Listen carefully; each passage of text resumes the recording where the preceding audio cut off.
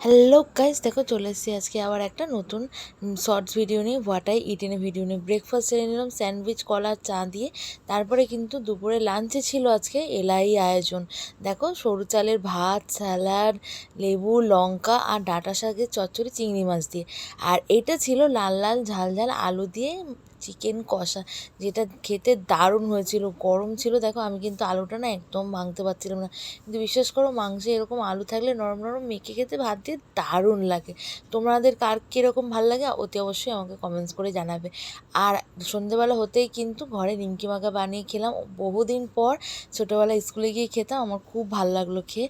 তো আর রাত্রিবেলা হতে আমাদের এখানে যে অপুস কিচেন আছে ফুলবাগানে, ওখান থেকে মিক্সড ফ্রাইড রাইস আর চিলি চিকেন আনিয়েছিলাম, যেটা খেতেও খুব ভালো হলো। তো আজকের দিনটা এইভাবে কমপ্লিট করলাম। আর তোমরা কে কী খেয়েছো অতি অবশ্যই আমাকে কমেন্টস করে জানাবে, আর শেয়ার করে দিও, আর সবাই সাবস্ক্রাইব করে দিও কিন্তু, ঠিক আছে?